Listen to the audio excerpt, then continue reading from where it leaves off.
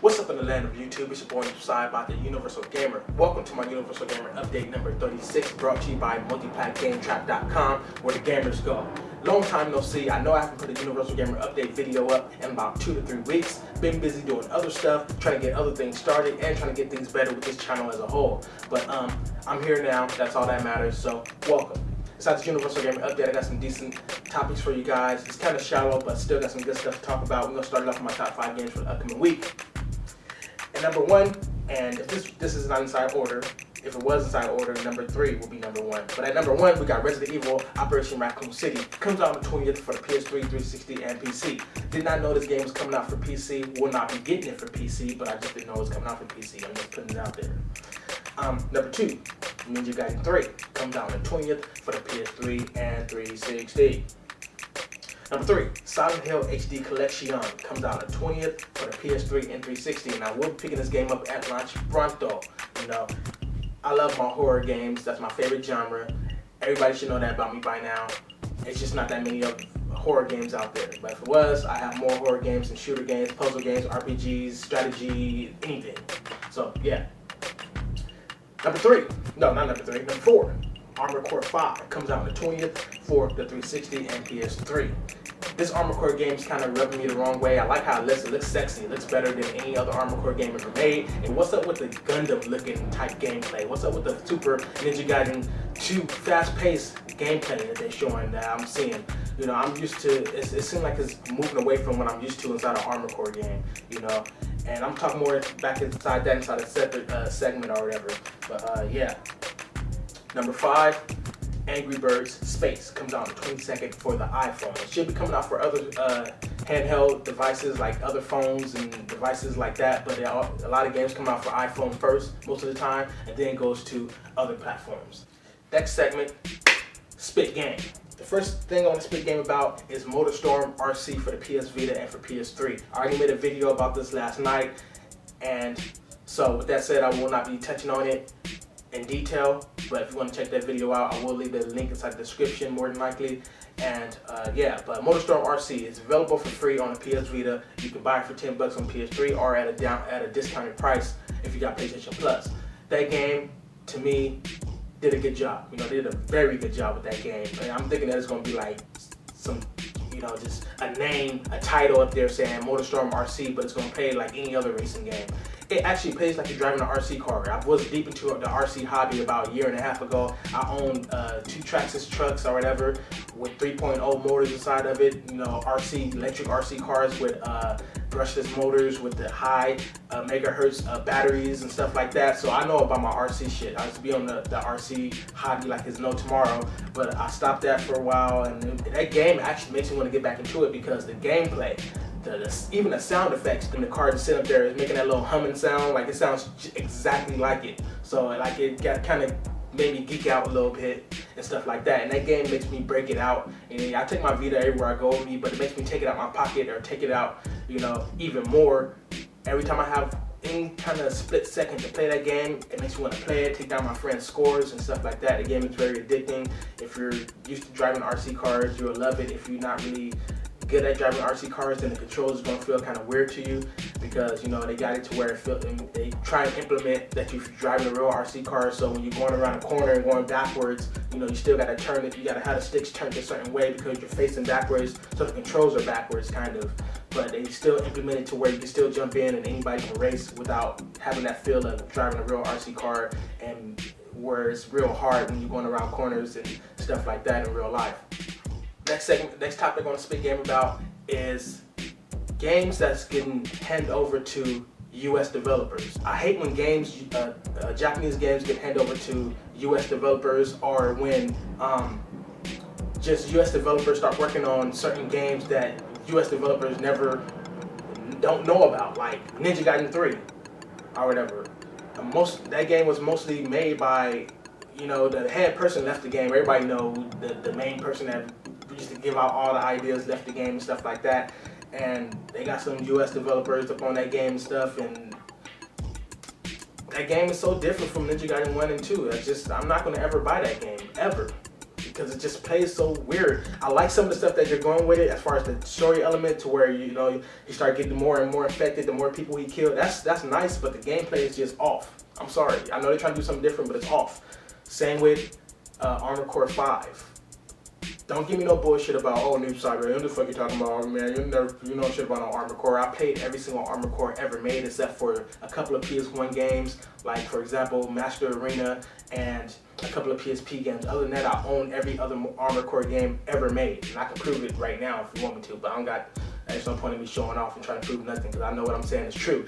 But it feels like, even though I like how sexy Armored Core 5 look, I like how sexy it plays, it seems like it plays too fast paced. It's like, that's not what Armored Core is about. I know they're trying to switch it up and change it up, and I know what's going on. It's not made by H-Tech, you know? H-Tech been part of every single Armored Core game ever made. I think even the PSP ones made by H-Tech. But now it's not made by H-Tech, it's handed over to US developers. If I'm not mistaken, correct me if I'm wrong about that, but from what I've seen inside the interviews and stuff like that, most of that stuff been handed over by US developers. Same with Devil May Cry, US developers. You know, oh, we know what we're doing with this game. We're fans of the Devil May Cry game. What they're doing with Devil May Cry is pretty sexy. I see where they're going with that, and I'm kind of liking what they're doing with it, but it's some stuff they're changing without giving any story to it. Like when everybody freaked out about his hair not being white or whatever, I didn't freak out about that. I understood that. I was like, well, obviously it's a prequel. You know, they tell the story how he became who he is, and then I see an interview saying, well, this game is not a prequel. It's stand alone. It's not part of the series. I'm like, you done fucked up by saying that. You should have said it was a prequel. And you're gonna tell the story of how he became who he is. US developers fucking suck at nothing. They suck at everything else except for shooter games. Stick to your fucking shooter games. It's like when I go to the park and we playing basketball, you got people that's super good at basketball, but my sport is like hockey and football and stuff like that. And then we go on the football field and play like tackle football, people trying to talk shit. Stick to your sport, because I would smash your ass in football. You know, y'all be kicking my ass in basketball and shit, but I would smash the fuck out you in football. So stick to your sport. So US developers, stick to what the hell you do. Shooters. US developers don't do shit else but shooters. You fuck up horror games. You fuck up a lot of shit. Some of you guys do have good ideas and shit and have good story elements that work with these Japanese developers. But most of you guys, 90% of you guys, you suck. I'm just telling you that to your face if you're watching. You suck. Stick to US type games. Don't fuck with the Japanese games. I love Japanese games. Don't fuck with them. You understood? So yeah. Next segment, gaming news. I had to get that out the way. Man, let me brush myself off. Man, calm down. Do some yoga real fast. Alright, so I had to get that off my chest real fast. But anyways, gaming news. It's not really gaming news, but it ties into gaming if you make gaming videos, or if you just make videos on YouTube as a whole. I know some of you guys that make YouTube videos, you probably got the option to where you receive emails from YouTube showing whenever somebody sends you a message, or when somebody subscribes to your video, or whenever somebody can make a video response or anything like that. But I've been receiving YouTube messages from YouTube that's been spam, that have been packed with, do you want to further your education? Do you need to extend your male enhancement? Do you need some Viagra and male enhancement pills? I'm like, YouTube, what the fuck is wrong with you? Like, you already done fucked up our channels by changing it up, making us... First you gave us the option to go into the old view, and that's good, but at the same time, over time, now you switching it permanently to the new look of YouTube. Don't nobody like that new look. It's horrible. You can't even find what you're looking for, and when you do find what you're looking for, it's not set up correctly. You can still create playlist or whatever, but they're hidden off in the side like a small little bar. And I'm like, it took me forever to find that. Your total upload views and your total subscribers are hidden. They're at the top, but they're hidden. Like, they're so small. Like, that used to be the main highlight of your video, like right there on the side. Bam, total views, total subscribers, and bam, everything used to be right there in your face. But now it's like they're catering to themselves. So, you know, I can't wait till this site goes down and somebody else conquer this site. Like, somebody else come up with a network site where you can post videos, which there are some out there, but not as big as YouTube.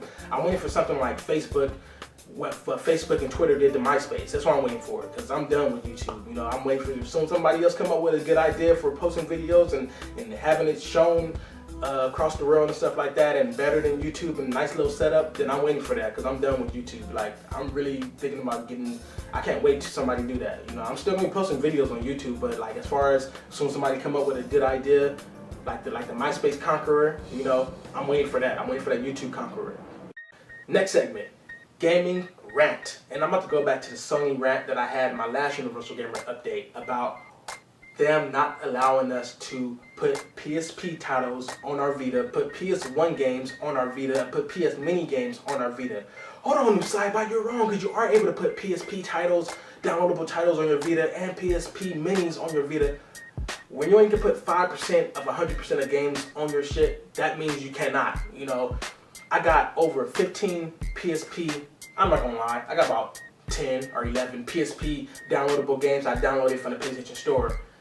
None of those games are available to download on the PS Vita, and there's some good ass games too that I was hoping to start playing and hoping to finish on my Vita, since the Vita gives you the option to hold down the screen and better, make the edges and stuff more better and stuff, and put, you know, buffering inside there and things of that nature. It makes the game experience more better, especially with the 2 analog sticks.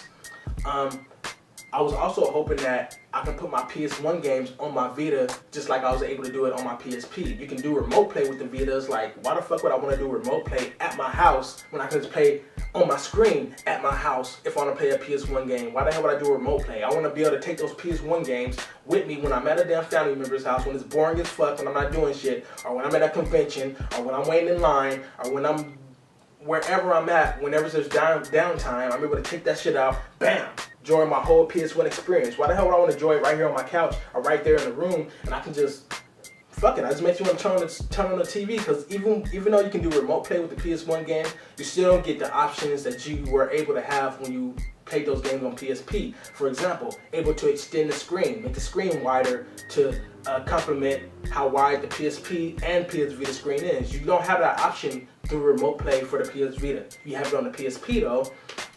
The option for smoothing and stuff like that, you don't have that option on PS Vita, but you have that for PSP. So it makes me want to break back out my PSP and play my PS1 games.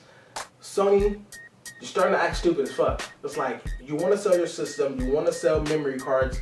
If you were smart, you will let us put any games that we brought from the PlayStation Store on our Vita easily without any problems. The same thing y'all let us do when we had the PSP or whatever, and you will sell the PS Vita like hotcakes. Unless you're waiting for the summer or something like that. What the fuck you waiting on? But you will sell the PS Vita like hotcakes. You'll sell memory cards like hotcakes. Me, I set my foot in stone saying that I'm not gonna buy no other memory card except for an 8 gig. I don't need nothing more than that. I'm not gonna spend the money on a new memory card. If I was able to put any games I purchased off the PlayStation Store on my Vita, I will literally upgrade my memory card. I'll sell that motherfucker and give me a new memory card, like a 32 gig or something like that, or a 16 gig, just because, given the fact that, okay, now I'm able to put all my good shit on my Vita, all my PS1 games, on my PSP games, and even probably some PS2 games that you guys got downloadable on the store now. That'll be sexy. But you guys don't know how to do business. You just, I mean, you're trying to, I don't know what the hell you're waiting on. I know you're still trying to sell the old PSP. Get your head right. Get those prices down, because you're ridiculous at these $40 prices. Make that shit $30, $29.99 at least, and you know, then you'll go somewhere. Hire me for your fucking. I'm available. You know, if you need my information, you know, hit me up. I can give you my information. Fly me down to Santa Monica Studios or whatever, or you know, I can drive down to LA. You know, and go to Santa Monica Studios or whatever. Or the main Sony studios, wherever the main Sony headquarters is at, where y'all do y'all planning and stuff like that. Then, you know, fly me down there or something like that. Then, you know, we can do some business, because I know how to do shit. So, okay, so last but not least, we're gonna move on to my outro segment or whatever. I gotta hurry it up because I'm running out of time. Just letting you guys know real fast, I'm going to Comic-Con this year. Got hooked up again. You know, it's always good to know somebody that knows somebody that knows somebody that knows somebody. Well, I just know somebody that knows somebody. That's it. Not really that chain of people. You know, it's not really good to have a big chain of people. You gotta go through a lot of people. But I just know somebody that knows somebody. So pretty much the same thing I did, how I got in last year. You know, I'm helping out and stuff like that. Not volunteer, but I'm actually doing some cool shit, like working with the Masquerade again. You know, backstage and stuff like that. That was hella cool. You know, pretty much doing something I want to do anyways to get in for free. You know, and working with some people that have been working in Comic-Con for over 25 years. That's cool to have a history and work with somebody that's been there and doing that kind of stuff and working with that in particular stuff for that many years in Comic-Con. So you're really gonna be working with the head person, the big person. So yeah.